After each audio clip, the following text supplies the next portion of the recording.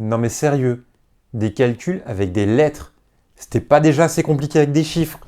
Alors généralement c'est quelque chose qui effraie, et on va essayer de faire en sorte que ça effraie un petit peu moins dans cette vidéo.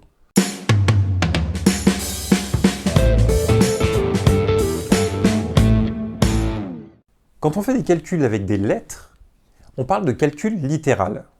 Littéral comme lettre. Et on va déjà essayer de se souvenir ce que c'est que déjà que le calcul littéral.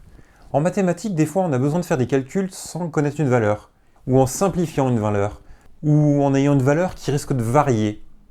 On peut parler soit de variable, soit d'aléatoire, soit éventuellement de constante, mais une constante bien particulière dont on connaît la valeur, mais elle est beaucoup trop longue à écrire. Alors ce dernier cas, on le voit le plus souvent avec pi. Pi, on sait que c'est 3, 14, 15, 92, etc. Enfin, il y a plein de chiffres après derrière. On n'écrit jamais pi en entier. Donc on se contente d'écrire une lettre, pi. Et on peut faire des calculs avec pi. Mais bon, ça, ce dernier cas, c'est pas le plus fréquent. Le plus fréquent, c'est plutôt avec des x, et ça a tendance à effrayer. On appelle ça une inconnue ou une variable.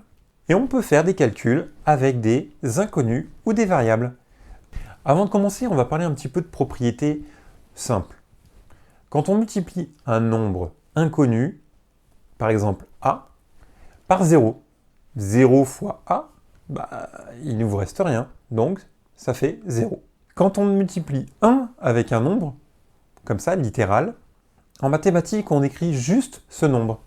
C'est-à-dire que, par exemple, en français, on va vous dire que j'ai une voiture. En mathématiques, on va juste dire j'ai voiture. Retenez ça, quand on n'a qu'une fois quelque chose, on écrit juste ce quelque chose. Et là, on a une fois A, ça nous donne A. Bon, ça c'est valable seulement pour une fois. C'est-à-dire que si par exemple on a deux fois A, on va écrire 2A. On va enlever le signe multiplié et on écrit 2A.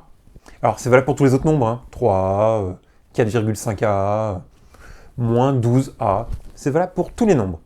Et quand on multiplie deux nombres dont on ne connaît pas les valeurs, comme par exemple A fois B, on peut écrire AB. Et si on a 3AB, eh ben, ça nous fait 3 fois A fois B. Les signes multipliés ils disparaissent très régulièrement. Bon, ça c'est pour la base. On pose un petit peu comme ça les choses, et on va voir qu'on peut aussi faire des additions et des soustractions et des multiplications et des divisions avec le calcul littéral.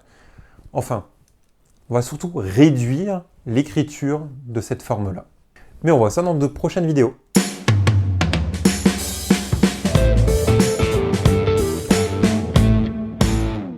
Et on va essayer de se souvenir un petit peu déjà ce que c'est que le calcul littéral. En mathématiques,